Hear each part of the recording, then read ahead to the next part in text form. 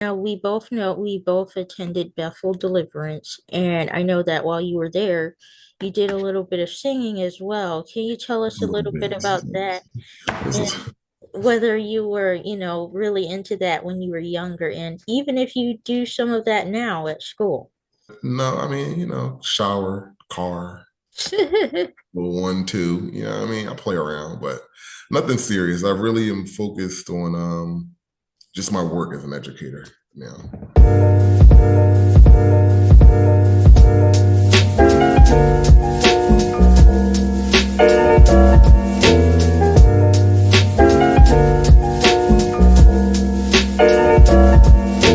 Hello, everyone.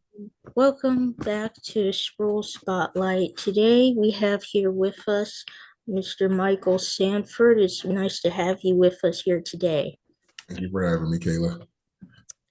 All right, so the first thing I want to ask you, can you just tell me a little bit about what you do and how you got started? Sure. So currently, I am a middle school principal here in Philly.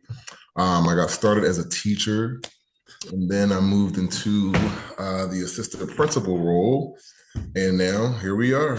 Now I am a middle school principal at an all boys school here in West Philly. Now, being a middle school teacher in general sounds very tough, but being in a school with all boys, do you think that's more challenging, or would you say it's easier for you? I wouldn't say it's more challenging. I think it's different. Working with boys is a little different. I mean, I'm a man, right? So there are a lot of things that I understand when it comes to communicating with young men, when it comes to reasoning with young men, when it comes to holding young men accountable. So I wouldn't say that it's more challenging. It's just different. I do miss working with my girls. They add a different energy to the space. But the boys are cool. It's a different kind of energy. I love it.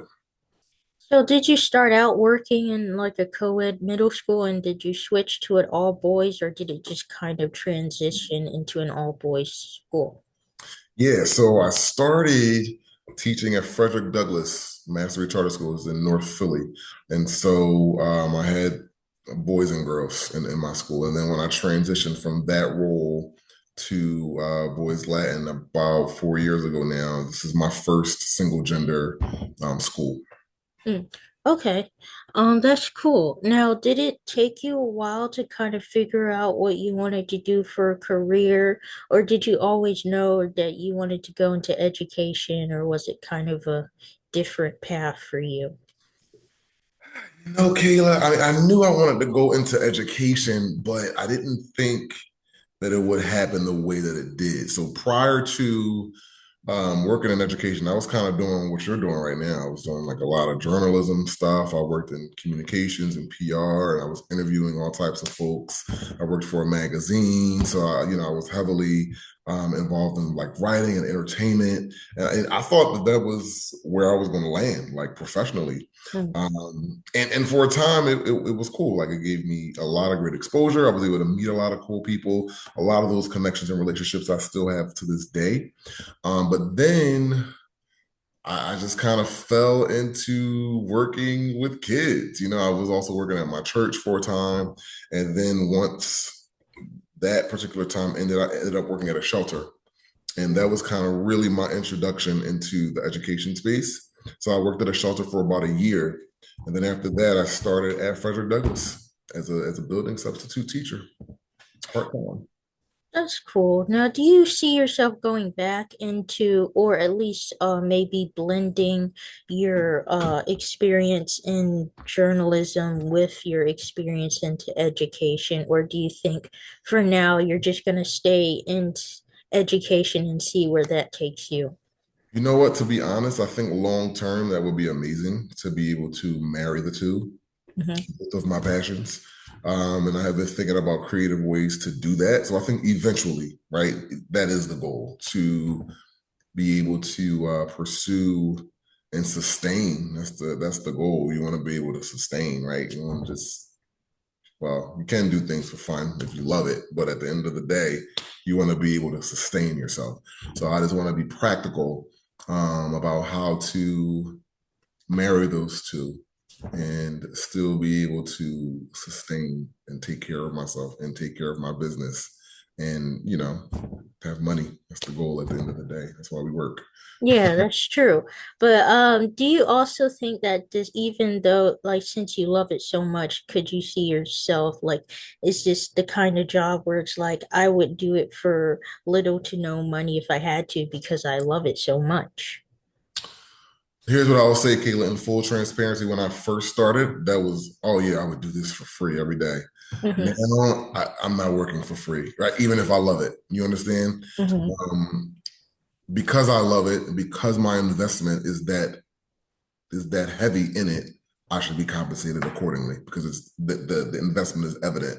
You understand? So I, Hmm. I don't think that at this stage in my career, I'm not working full time for free. Now, if there are opportunities to support, do things like this, go talk to kids, maybe tutor somebody or whatever, sure, I'll lend a couple of hours, right? But I'm not working full 8 hour day, 10, 12 hour days for free. I'm just not, that's not, that's not where I am I in life. get that. Yeah, and being in a position where you're able to be such a good role model for other boys, do you find that like very rewarding? And did it take you a while to kind of get to a place where you felt like you had to kind of earn their respect, or was it always there? Oh no, you are always earning respect, right? Respect is something that you have to work towards, especially, I work in urban education. So this is different, right? A lot of the students, and I'm not just going to limit it to the boys because, when I work with the girls, it was the same, but their experiences are so varied. And I don't want to generalize, right? Because we should never do that. But in large, there's a lot of trauma. There's a lot of, violence. There are a lot of just things that are happening in our communities that lend itself to um, low levels of trust and low levels of respect. So of course, if I'm coming in, I'm a new person in this environment, right? Hypothetically speaking, yeah, you gotta earn the respect. It's like they have to earn my respect, right? I you just give or take. So I have to respect them, they have to respect me. Trust that's built over time. Do students see you as someone who they know cares about them? Do they see you as someone who's consistent? Do you show up to work today or every day, right? When you show up to work, are you prepared to teach them or is it just party time in the class? Students pay Mhm. attention to all of those types of things. And all of those types of things are what develops respect and trust. If I know you're not going to be here 3 days out of a 5 day week, oh, you don't really care. You're always taking off or you're always doing it. So the relationship is already it's already a little dicey, you know what I mean? Because there's no consistency there. So I would say for me, yeah, I mean, I've built lasting relationships. Some of my students, my boys, my girls, I still talk to when I first started teaching 8 years ago, 9 years ago. I still have relationships with them, and that's just a testament of my commitment and my investment.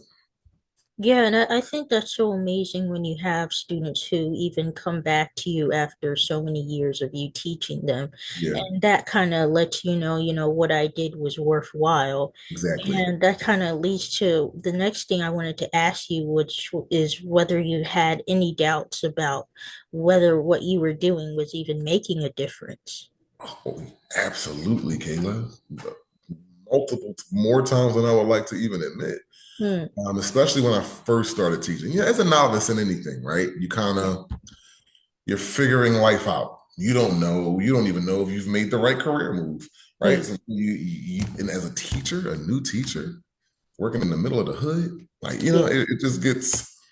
You don't know because those challenges present themselves every day, and if you don't have experience or little to no experience, you don't really know how to cope with certain experiences. So yeah, I wanted to quit every day. I was like, "This is my life. I'm not coming back. I'm done." Hmm. Done. And I would even tell the kids, I'm not, y'all don't want me here. I'm not coming back. But you know what's crazy? Those classes, and my hardest classes, some of my most challenging students are the very students that I still talk to this day. Hmm. They're the very ones, right? Yeah. Because you got to be tested in anything, right? in life. I'm a man of faith, right?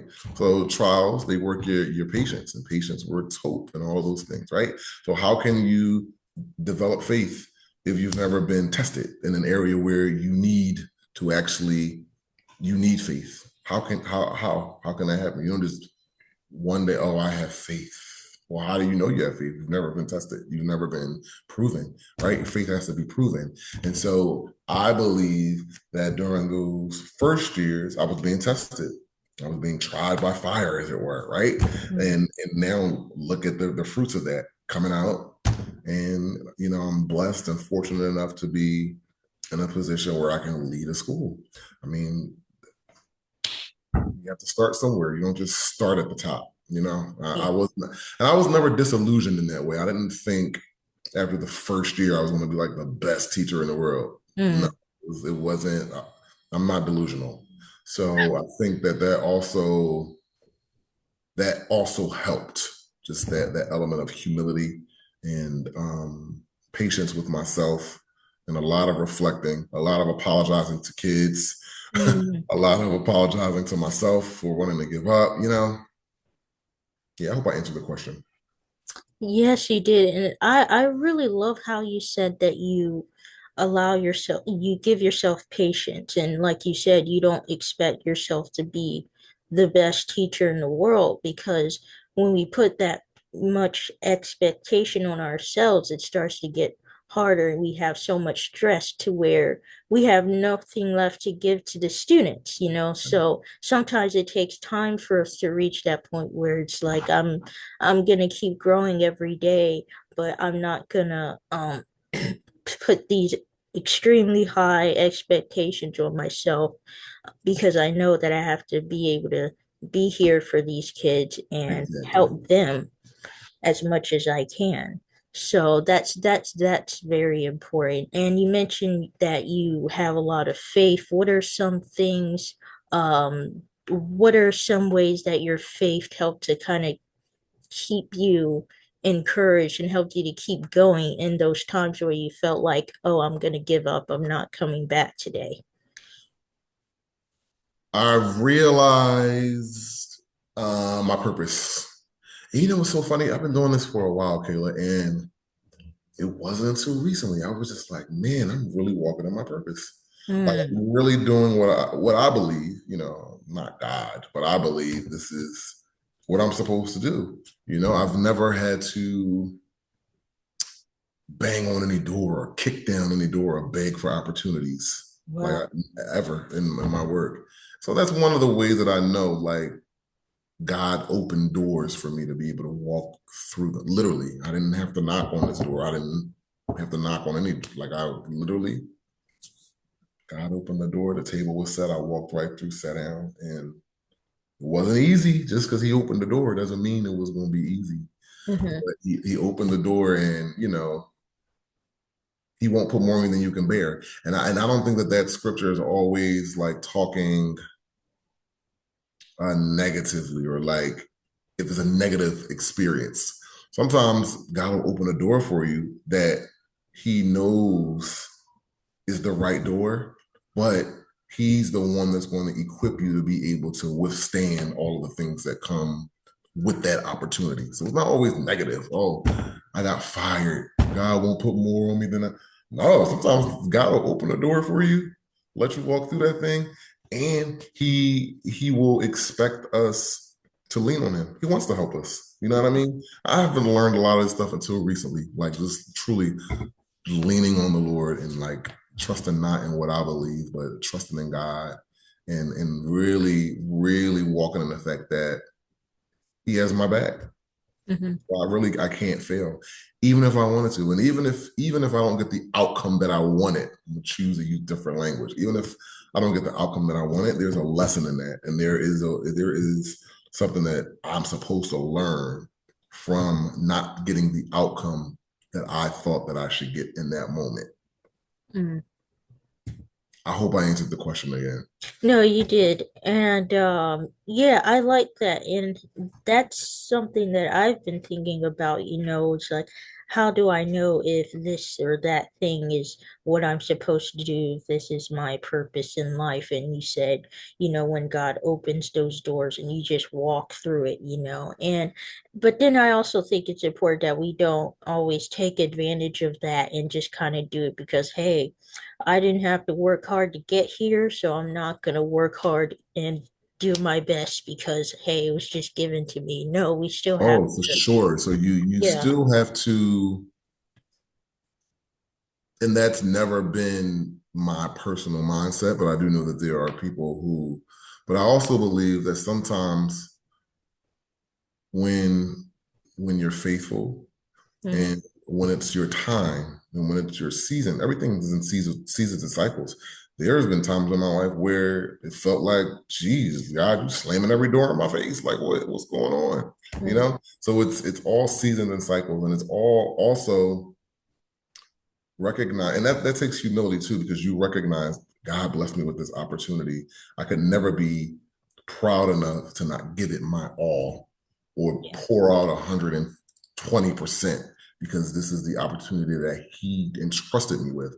What an honor to be able to say, man, like God literally blessed me with this opportunity. Like, and not to take it lightly because it's the weight of that is like it's an amazing privilege to be able to walk into your place of employment knowing, yo, my faithfulness, me showing up to work on time, me being committed to the goals and the vision that was set by my leader. That's another thing, honoring your leaders. mm, God honors that. I truly believe that with all my heart, honoring your leaders. Because that way, people say your name. I know it's cliches on Instagram, like your name being spoken in rooms you're not even in.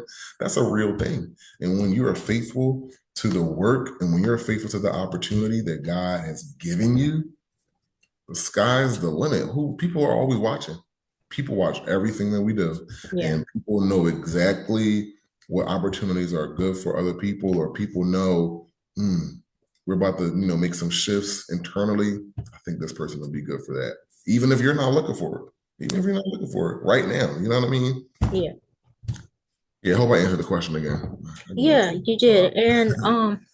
And that's it's true. Like you want to do your best even if people are looking, but even when people aren't looking, what are some ways that you try to keep your integrity and even ensure that the students you work with stay integral as well?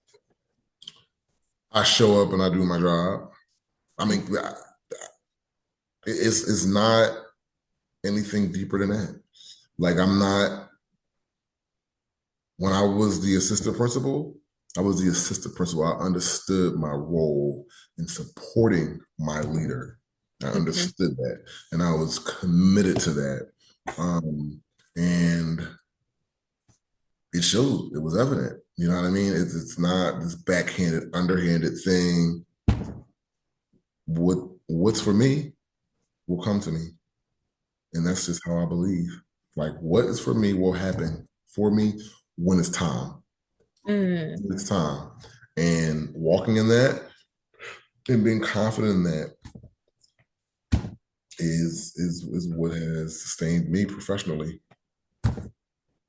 I really like that. That also takes a lot of humility to say, because I know when you have people who are not just above you, but say they get something that you you worked really hard to get, and you have to be humble to say, okay, I may not have reached that point or that position or gotten that thing that I wanted, but maybe it's not my time to get it yet. And you just have to be grateful for what you have and just, do the best with what you have because that in itself takes a lot. And even when you do that, people may watch and say, oh, that person, they seem to be very grateful for what they have. Maybe we should consider, promoting them or whatever. And can you even talk a little bit about that? Like what was the process like from you going from assistant principal to principal? Well, it happened very fast. It wasn't really a process. Again, I didn't apply for this role, but internally there were some shifts happening, and there arose an opportunity for me to work alongside my current principal or my former principal, now as peer principals. And so the opportunity was presented to me. I prayed about it, and obviously talked to some trusted sources, and I accepted. And that was in May. And here we are in July. Wow, that's great.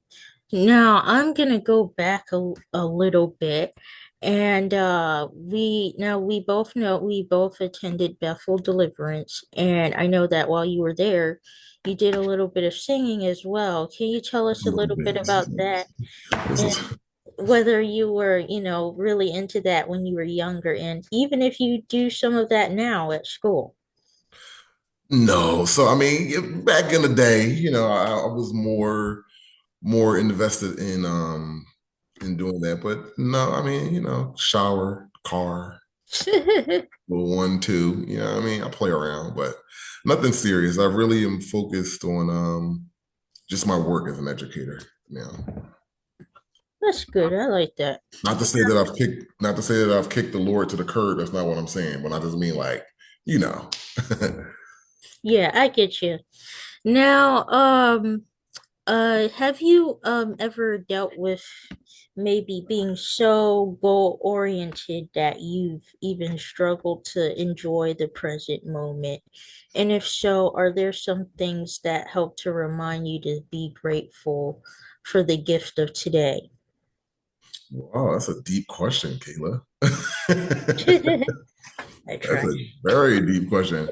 Have I ever been so goal oriented that I kind of missed the present? I will say yes. My mind is always racing. I'm just always a person that's thinking about once I do something, I'm thinking Hmm. about the next, or even if I am doing something, I'm thinking about what I have to do. Like right now, I'm thinking about what I have to do to be fully transparent, right? And Hmm. sometimes that can be dangerous, and then I just have to like recenter myself, be present, be focused. Because guess what? You'll never get this moment again. Yeah. Then what do? You reflect on, oh, I could have done this, or I could have been more present, or I could have said this, or I could have thought this, or I could have went this way, or I could have taken that trip, or I could have, done this thing or that thing. But I was so focused on the next that I wasn't focused on the now, and Hmm. like missing out on important moments. And sometimes for myself, sometimes just turn your brain off and rest. It's okay. Like what's going to get done is going to get done. What's not going to get done is going to get done tomorrow if the good Lord let us live. You know, Yeah. Yeah, it's true. And speaking of rest, what are some things that you do to kind of uh de-stress and kind of take a break from all your work? running. Running. I like to. Well, let me just. I don't like working out, but I do work out. Um, or I like it. It's not always fun. Yeah. But running is cool. I love to run. I do enjoy going to concerts. Like I love music, so I'm always Yeah. looking for ways to go experience live music. Love the beach. I'm gonna try to get there. I just love the ocean and the beach. That's like one of my favorite places to be. Um, yeah, and just chilling, Just the rolling, simple things. Yeah. rolling with the homies. Yeah, yeah. Now, our time is winding down, but the last thing that I want to ask you are, what are some pieces of advice that you'd like to give others on how they can make change in their community, even in the smallest way? Making change in your community. To me, the best way to make change, finding something you're passionate about and finding ways to connect with people through that. So if you like music or if you like sports, engage a young man or a young lady in the community who like sports. Or if you, I don't know, if you are an educator or if you like to teach but you're not a teacher, you could give back maybe by tutoring. If Mhm. you I don't know, you have some sort of business, you can give back hire a couple young people from the community to, come work for you for a couple of hours. You know what I mean? Yeah, Like the things that you're passionate about, finding ways to bridge those gaps within the community. Because then it's authentic. Otherwise, it becomes like a chore or a task or just something you checking off the list. Let me be a mentor randomly, with you not yeah, being your authentic self. You know what I mean? Versus doing what you want to do, doing yeah. what you're called to do, and finding ways to connect with people in your community. Yeah, and that's the best thing you could do is use your talents to and use what like you said what you're passionate about to really help other people. And that's how people can tell if you're, really being genuine about it. Exactly. Like, Exactly. because like if you were to go out and just say, hey, I'm going to mentor you because I'm good at this thing, but I really don't like it, then, it's really going to be a waste of time because Exactly. they're not going to enjoy it because they can see that you don't enjoy it. So it doesn't help. So, like you said, it's important to find that thing that bridges the gap between what you want to do and what your talents are and seeing the need in the community and seeing how those two connect. And I believe that's what you've been doing. And I think that we need more people, especially more, I think more male role models in education in general. Because, there are a lot of kids out there who they may not have that male role model at home. And so they need somebody there at school to help them to get through even these maybe not challenges happening in school, but just everyday life Mhm. challenges. And can you even share a little bit about how you've helped maybe one or two students overcome a personal challenge that made it maybe have hindered them from performing well in school? So here's what I say. I hope this comes out the right way. So my number one job whenever I work, and whether that's any sector, right? My number one job is to do my job. So if I'm hired as a teacher, before I'm anything else, I'm a teacher. Mm-hmm. And I think what happens is, or at least in my experience, um, because I was so committed to my role as a teacher and my expectations, holding students accountable, students, I believe, gravitated towards that. And I think that is what opened the door for me to be a mentor or whatever you want to call it, right? I think that is what opened the door, my commitment to being excellent at my job. And I think the students in particular, the boys, saw that, they paid attention to that, and they connected to that, and that has, I think, has always been the case, even in my role as an administrator. Um, just me holding the line, holding the bar, because I could be very, very strict, So I always laugh like, man, all these young bucks always want to hang around me, and I'm like, you know what I mean? But I Yeah. think it's because of that accountability metric. And people are, especially young boys, they're always looking to be held accountable. They want to be affirmed, and that is what opens the door for mentorship. That is what opens the door for me now to hold you accountable in a different kind of way. I pick up the boys' tickets. I just took the boys to the movies on Sunday, right? Or we'll go out to eat, or we'll do something, right? And that is because of the foundation of high expectations that was laid, right? My job, I don't get paid to be a mentor.